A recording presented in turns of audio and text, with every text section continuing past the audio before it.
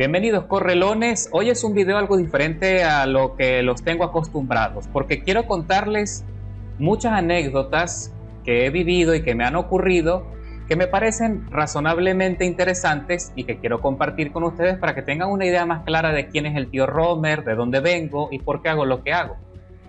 Y para iniciar esta serie de anécdotas y vivencias, y luego vamos a hacer también una carrerita, por supuesto, les quiero contar acerca de cuál fue mi primer empleo, cuál fue mi primer trabajo formal.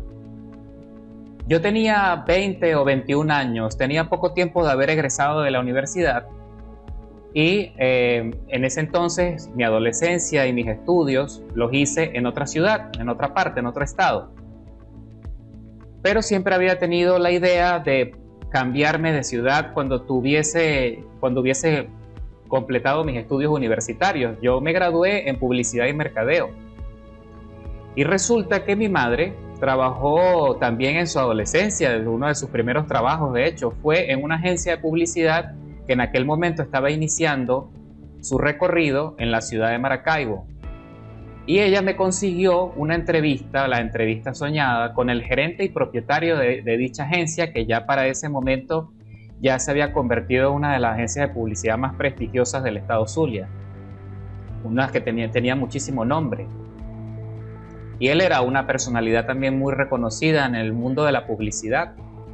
Bueno, me consigue la entrevista y me vine emocionadísimo, ¿no?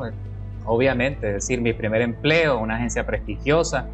Me traje todos mis trabajos en todo lo que había participado dentro y fuera de la universidad. Fue muy emocionante. Bueno, estaba súper nervioso, quería quedar bien, quería conseguir la mejor imagen. Me entrevistó él directamente en su oficina, en su despacho, que por cierto que la entrevista se hizo en dos partes. Primero nos citó en un restaurante y luego de allí, y temprano en la mañana, y luego de ahí fuimos a su despacho, a su oficina dentro de la agencia. Bueno, me hizo todas las preguntas, vio todos mis trabajos y en ese momento yo me había especializado mucho en medios impresos, había participado en revistas de coches, de automóviles, de tuning, o sea, en ese momento estaba muy pegado de eso, ¿no?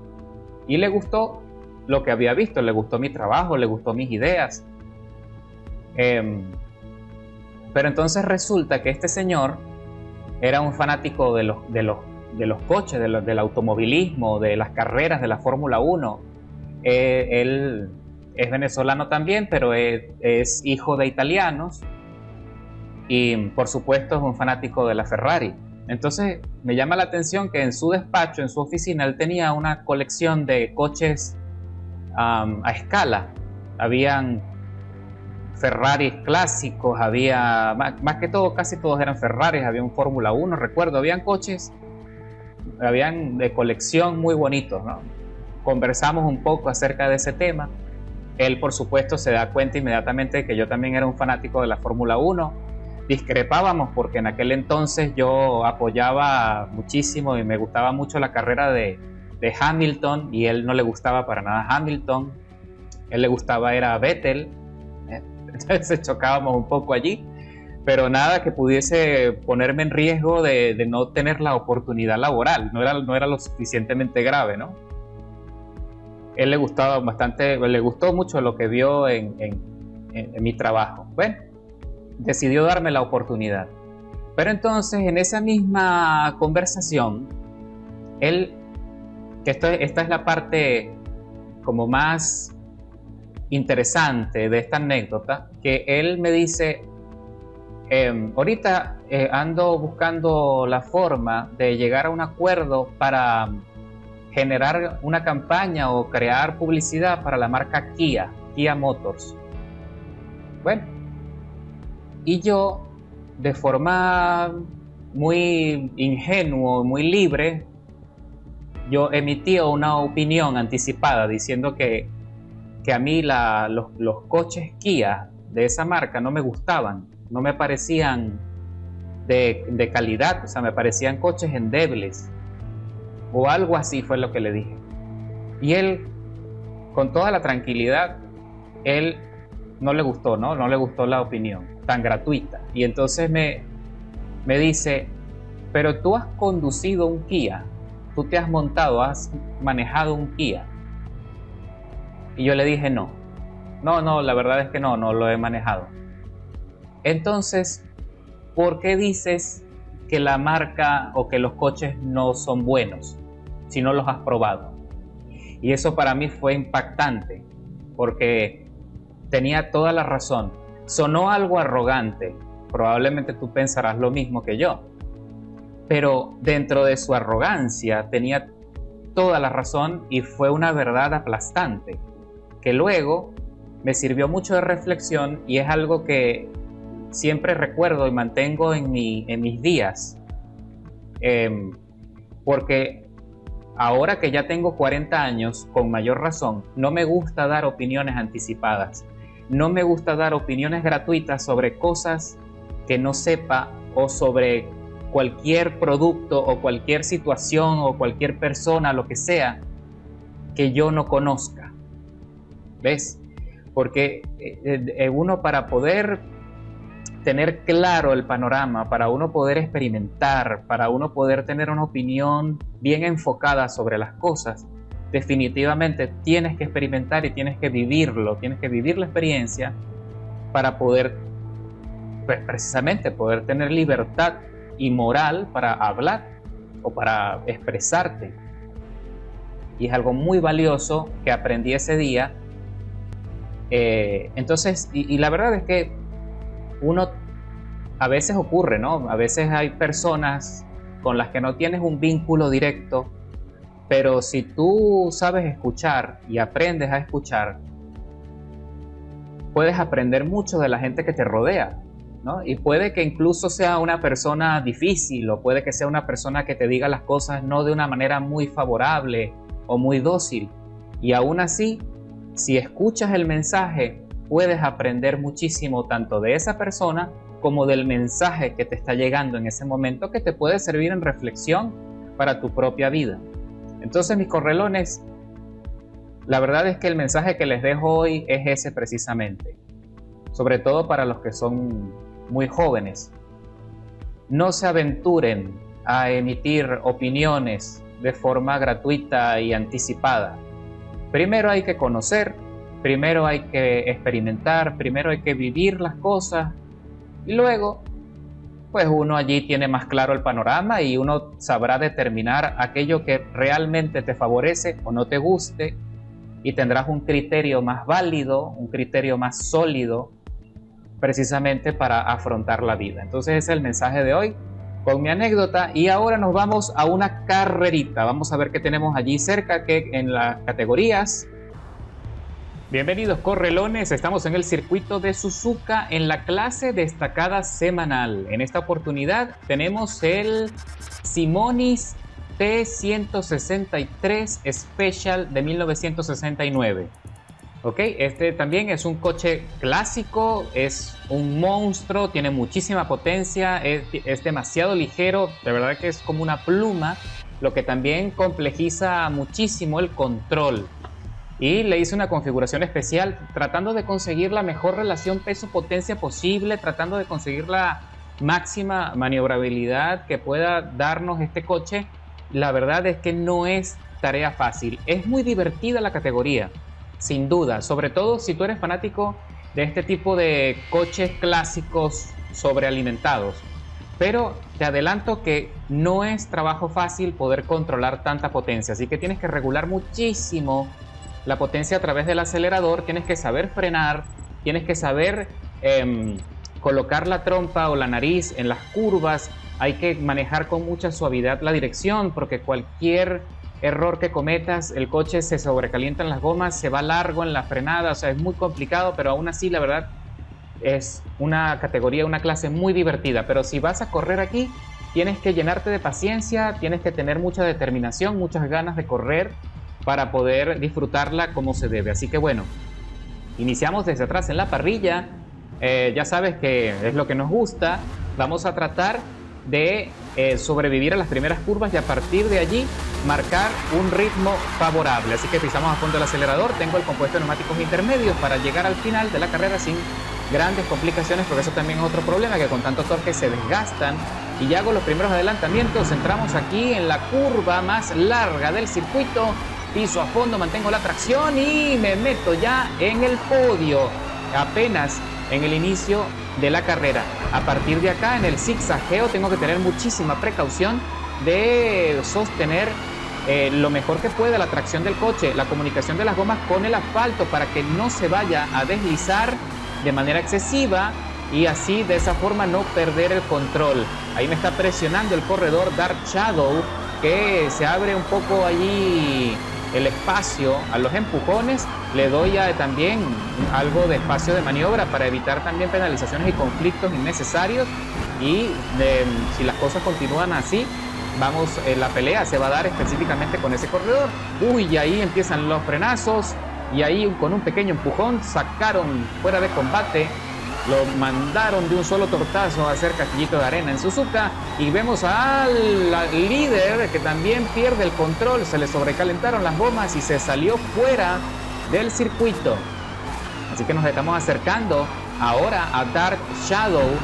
También está luchando con el coche para ver si puede tener un ritmo de carrera lo suficientemente favorable como para llevarlo a la victoria, y no será tarea fácil porque se está llevando allí también varios anuncios, varios carteles de los anunciantes, porque se le fue largo allí la frenada y se salió fuera del circuito, pero logró corregir, se logra meter con muchas dificultades y se le va largo de nuevo el coche y le ponen una penalización de 300 milésimas porque se salió de los límites de la pista. Lo sorprendo en la chicana metiéndome por dentro, pero le doy algo de espacio, así que es él con un pequeño contacto allí logramos sorprenderlo y mantener allí la tracción. Así que ahora me meto en el rebufo pisando a fondo por encima de los 300 kilómetros por hora en la recta de las emociones. Entramos en la curva y se le desliza el coche a Dark Shadow, perdiendo el control, y también se fue a hacer castillitos de arena.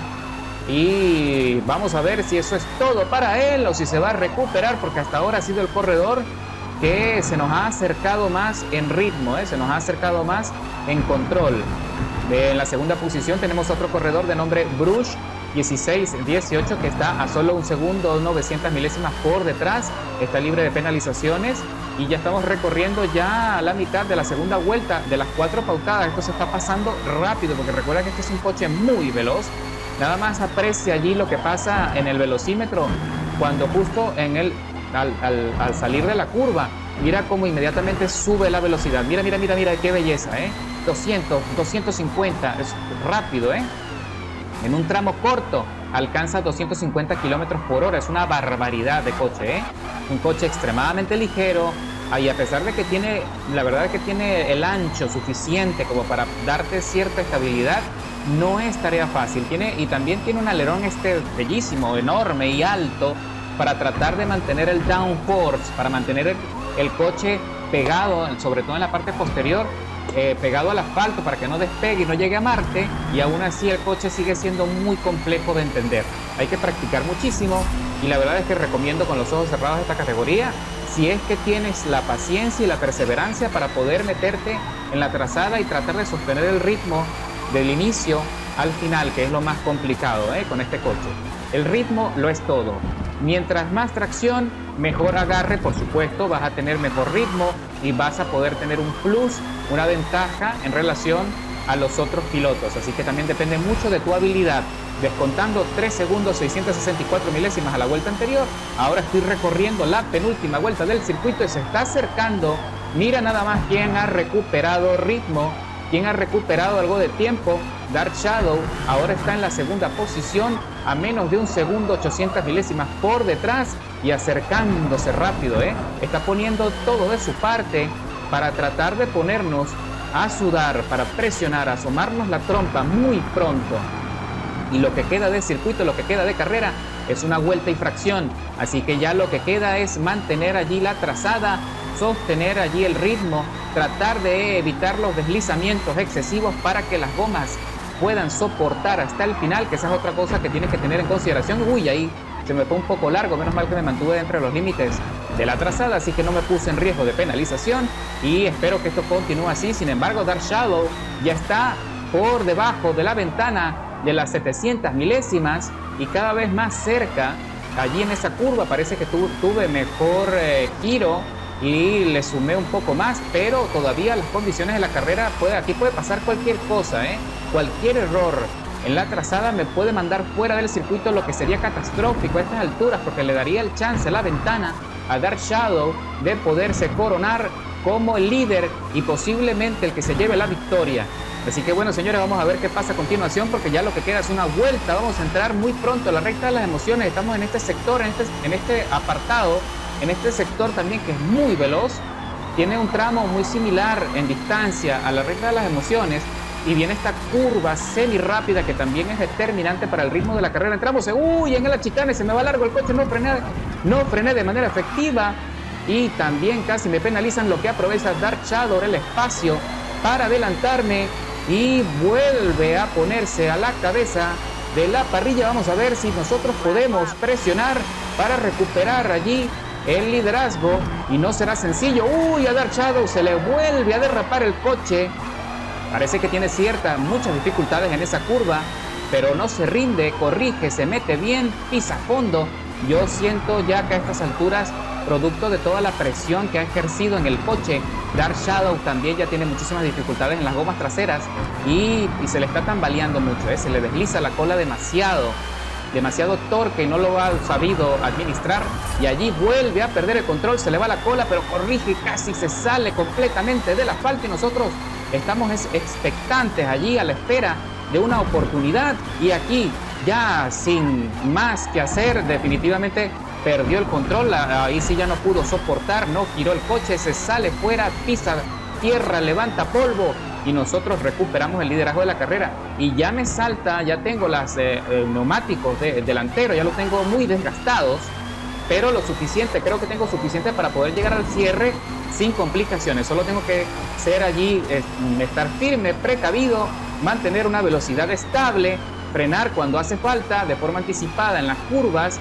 pisar el acelerador con suavidad, y todo debería permanecer como está, todo debería ir correctamente. De hecho, tantos problemas tiene Dark Shadow que en esos 2 giros ya le acabo de sumar más de 300 milésimas a su tiempo, más las 300 milésimas que tiene en su contra por la penalización. Así que todo indica, señores, que la victoria es nuestra.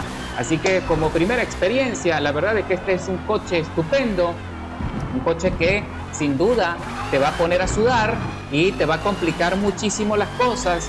Si tú pensabas que antes, por ejemplo, la categoría de monomarca de los BMW Procar son complicadas y no has probado esta, te vas a llevar una sorpresa bastante significativa. Mejor tiempo de vuelta que hice, unos 57,926 milésimas, no está nada mal, escalando 9 posiciones desde la largada, y Dark Shadow se tiene que conformar con la segunda plaza, que aparte escaló también 11 posiciones desde atrás, así que íbamos los dos allí batallando, pero bueno, yo me llevo la victoria por ahora. Ya veremos luego si me lo vuelvo a encontrar en las carreras. También un buen piloto, hizo todo lo que estaba en su poder, y ya te voy a mostrar a continuación todos los ajustes, las piezas mecánicas que le instalé a este coche para que tú también lo puedas armar. Ok, mis correlones, ahora vamos a ver en el apartado mecánico cuáles son las piezas de rendimiento, y no es para nada difícil, es casi todo lo que ves allí a disposición lo tienes que instalar en el coche. Lo primero es la línea de transmisión. Lo segundo, puedes cambiar los rines, puedes cambiar unos rines que sean que tengan un peso razonable. Yo te recomiendo los que ves en pantalla, los CAST Monoblock Turbo Mac, ¿ok? Estos son los rines que recomiendo, tienen un peso ideal, son ligeros, pero están allí en la rayita del peso, funcionan perfectamente bien.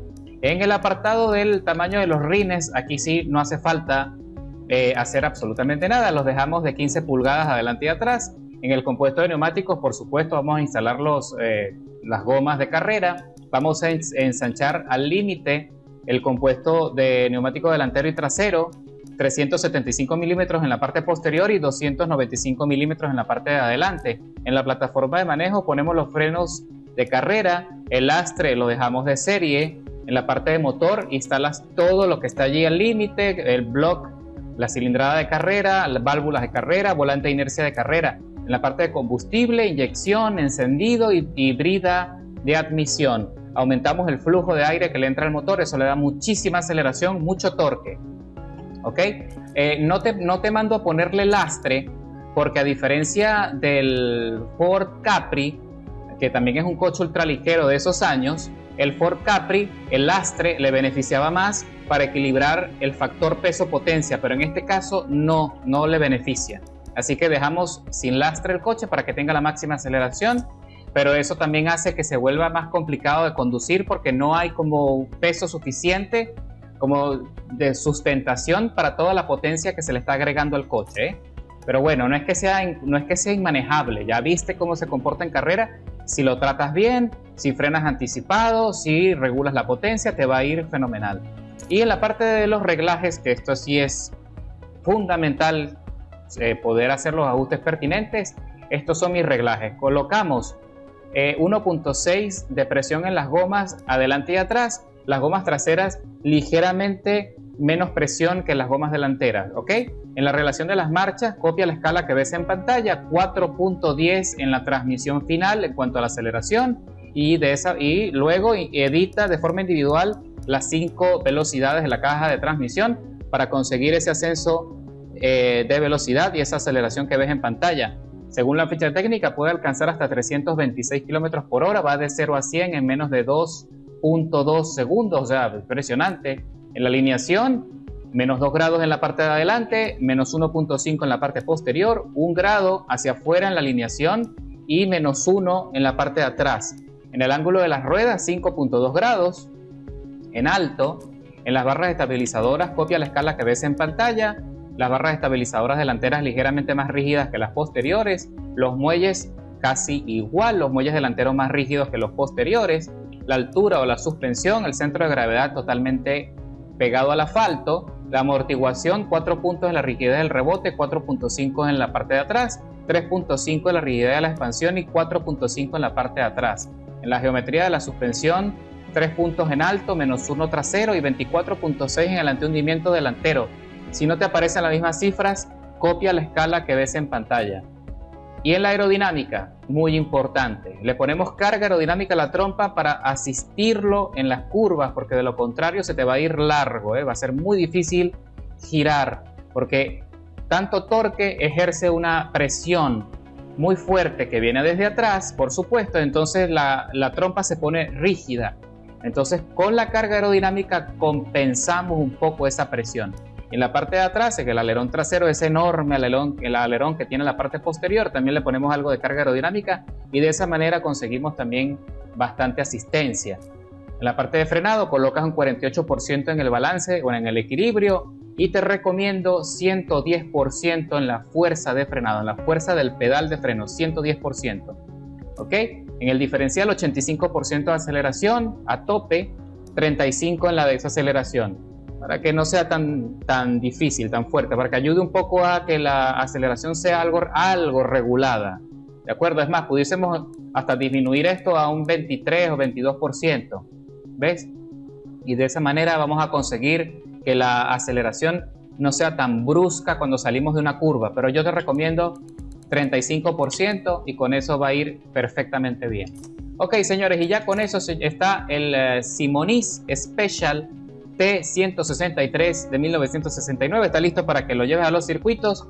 Con esta misma configuración puedes participar en todos los circuitos disponibles en la clase destacada semanal y espero que le logres sacar muchas victorias o por lo menos una buena experiencia. Vamos en la próxima, mis correlones.